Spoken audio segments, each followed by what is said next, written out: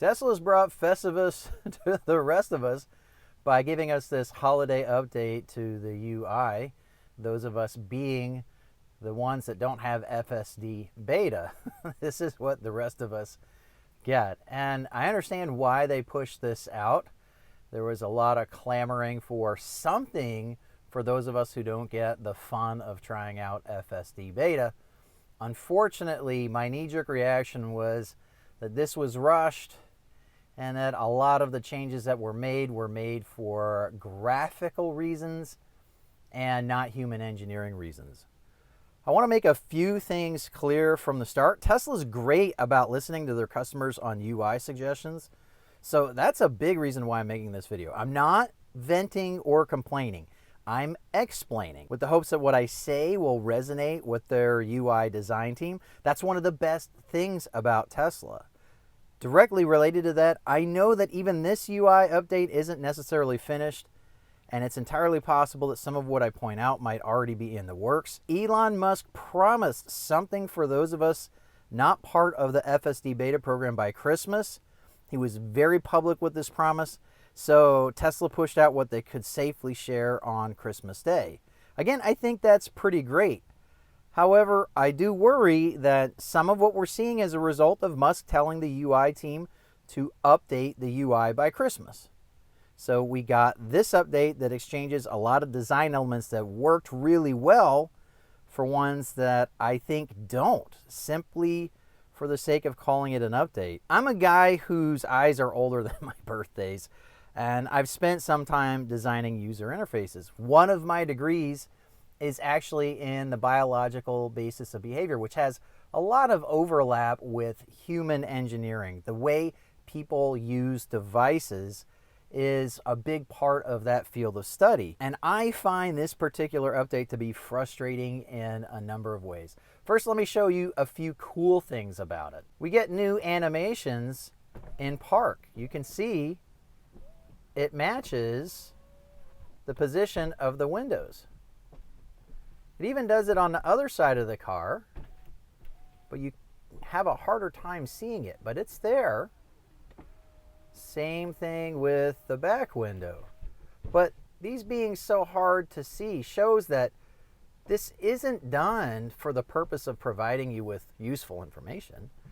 It's just to look pretty, because you can't spin this view around and see the other side of the car. The doors opening, that's a beautiful animation, but same thing on the other side. You don't get such a nice view of the doors opening on the other side. This is pretty cool. The animation of the front wheels actually matches the wheels in reality. Of course, the color doesn't. I wish my wheels were that bright silver, but they're a dark gray. They are the correct wheels without the aero covers on. I love that they put this lock up here. This is actually one of the recommendations that I mentioned in my video that I made in January of 2020, where I detailed all the different elements of the UI at its time that I thought could be improved, and that was one of them. Of course, we still have this here because if you're driving, this goes away, and there might be instances where you have the car in drive that you might want to lock or unlock the car, so you still need that icon. But this puts something very obvious to someone who might not be as familiar with the user manual, or like a lot of people, you read the user manual, but it's very easy to forget that that little thing right there is how you lock and unlock the car doors. So I love that that's there. Here's the first thing that I get irrationally upset with regards to design. Frunk open and trunk open, they actually put the word frunk and trunk in these teeny, tiny, light fonts.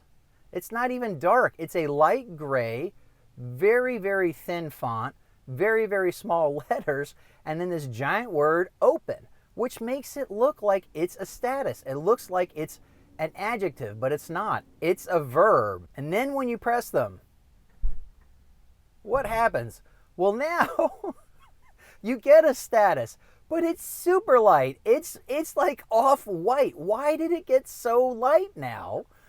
I guess it's because you can see from the animation that it's open, but it went from being a verb to an adjective. And really, If you were just using normal adjectives for open and closed, it would just say trunk open and trunk closed. But because they don't say trunk closed as an adjective, they say trunk open as a verb, then they have to use opened, the adjective, which is not the most common way that you would describe that, at least in American English. Yes, it's a way of saying it, but it makes a whole lot more sense to me to say trunk open when it is opened like that, and trunk closed when it is closed.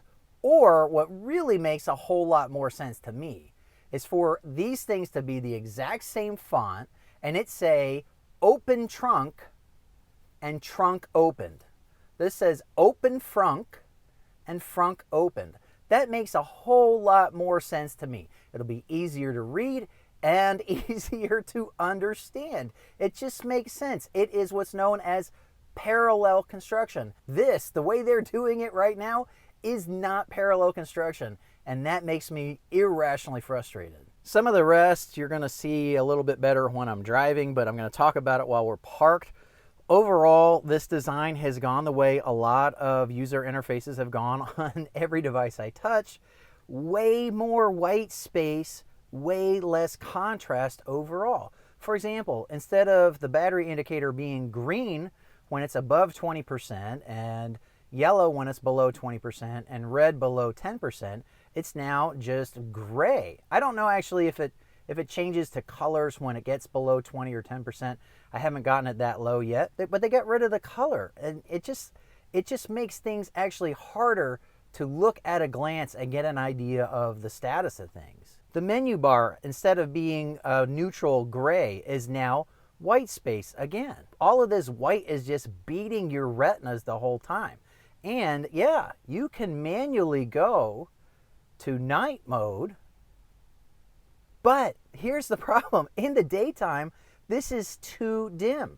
So then you have to go to night mode, and yeah, see, it's already at 100% brightness, and that's not bright enough. It's way too dim. And then also you lose the satellite view, which I find very helpful when I'm looking for parking lots and stuff like that. I really like to have the satellite view, so if you just force it into night mode, you lose that. I am glad they got rid of the buttons right here. It used to be the backup camera, then charging status, and then the microphone button for you to tap to do voice activation.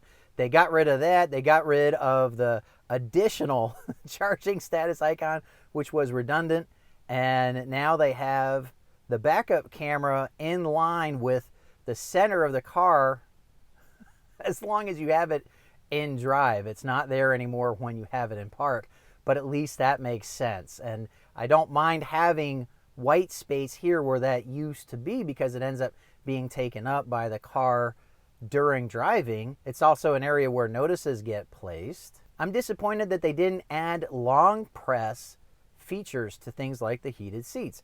I talked about this in my video about a year ago, where it would be nice to be able to hold the seat icon to turn off the heated seats no matter what setting it's at, because we already have that for the HVAC system. Press and hold turns it on and off.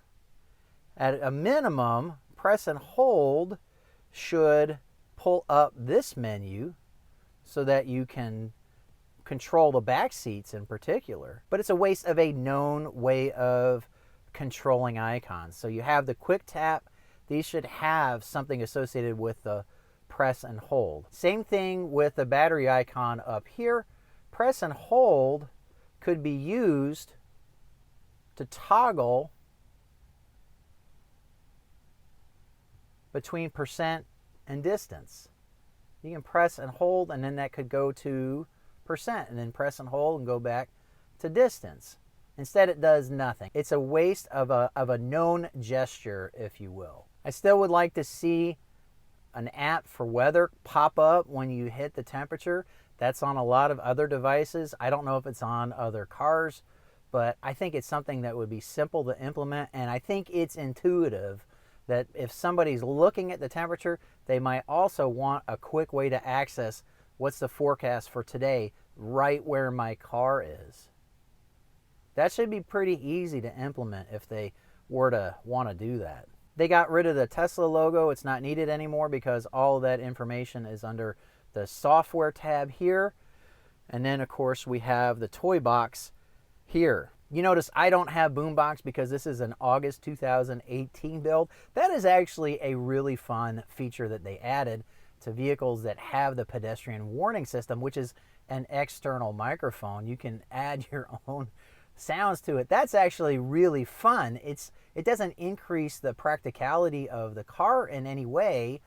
I don't care if they spend time on things like emissions or tracks or romance or all those things. I think that's a fun part of Tesla ownership. And I don't really think it's the same people working on this stuff that is working on this stuff anyway. So I don't see it getting in the way of these kinds of improvements that I think need to be happening. Of course, the split of the screen has moved to the right, so the animations are larger and the map is smaller. That actually doesn't bother me because I'm running vehicle path up anyway. So for me, the information that I'm looking for is mostly going to be in the vertical anyway. It's not going to be so much in the horizontal. So the map getting smaller doesn't actually bother me. I think this might be a bigger issue for people is the backup camera getting smaller, although I think these boxes are exactly the same.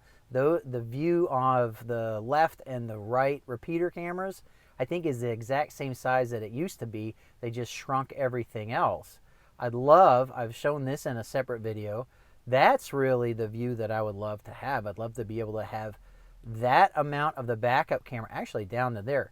When I'm driving, that has all of the useful information from all of the cameras. You can see, look at that car pulling out right there. Actually, if I get my finger out of the way, that's way over to my left.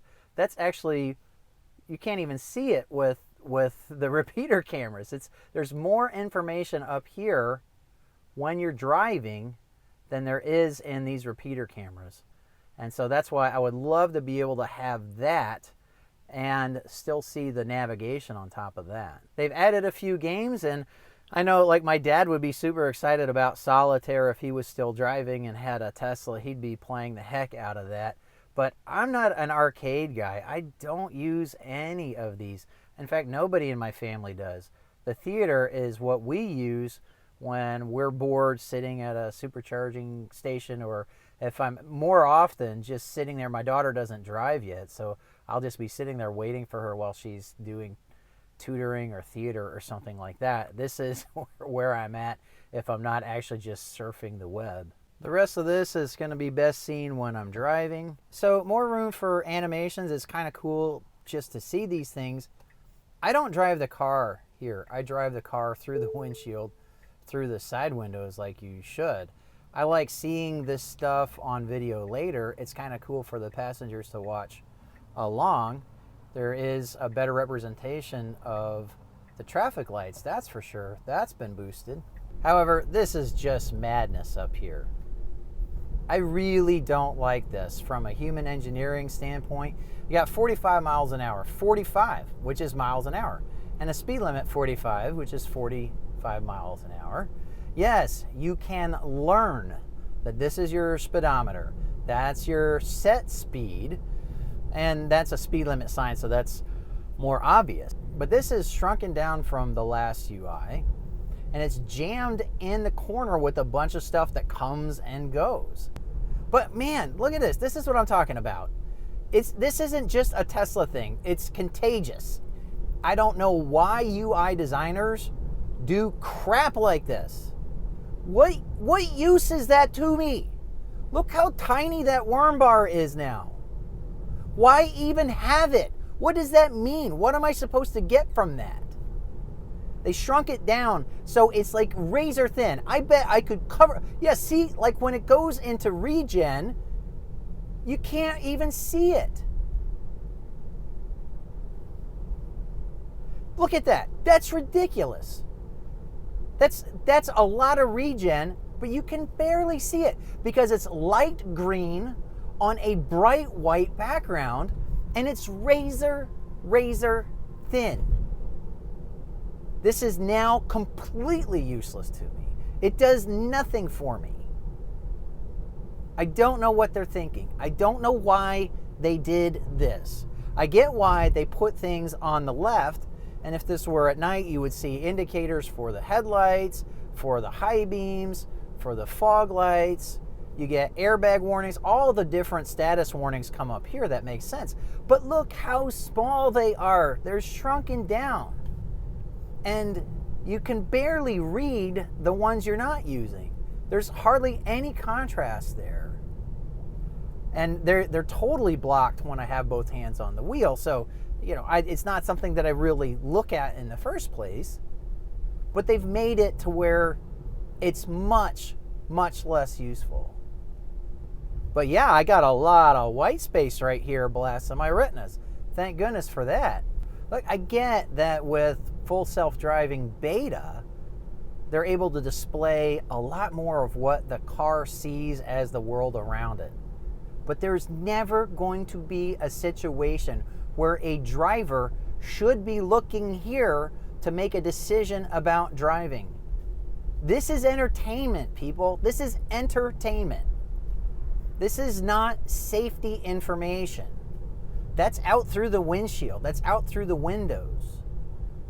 This is safety information. These are cameras actually showing you your real world. This stuff here, this is just fun.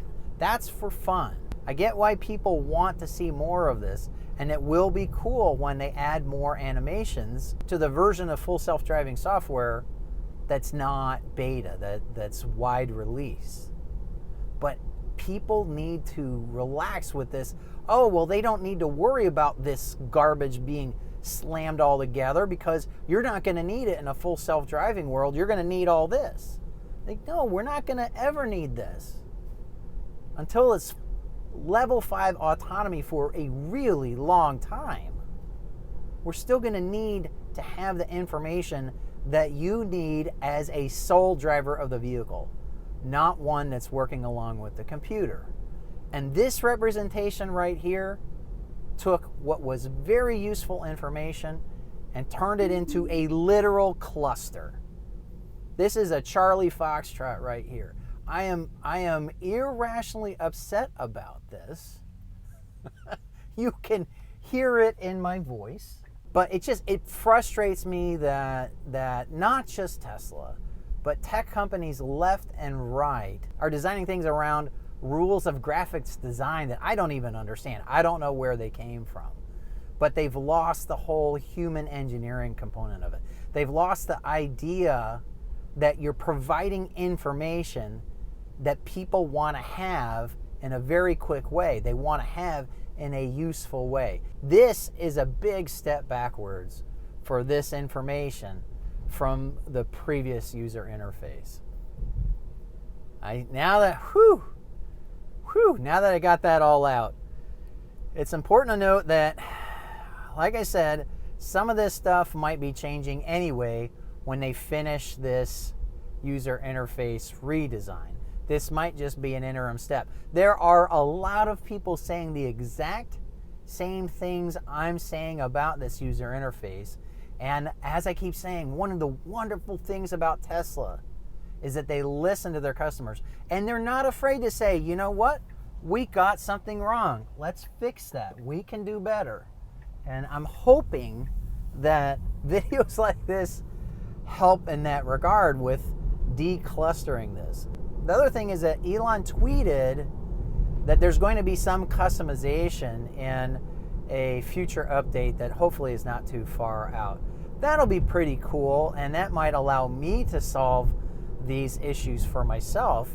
I don't really care if other people like this and can do this for them, if I have the ability to shift this over here, make it big like it used to be, or things like that. That'd be great too. So hopefully videos like this, people leaving comments on places like Reddit and different forums for Tesla owners will get read and will get processed by the right people so this stuff gets unclustered. I'm going to say it one more time. The only reason I made this video is because Tesla listens to its customers. That is one of the best things about them as a company, combined with the fact that they are pushing out updates very, very frequently, and they're all free.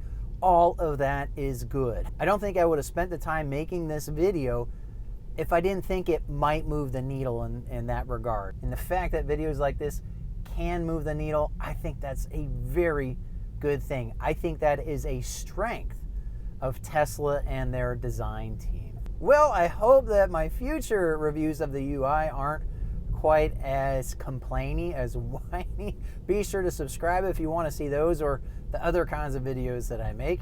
I really appreciate you watching the Tech of Tech, and I hope to see you next time.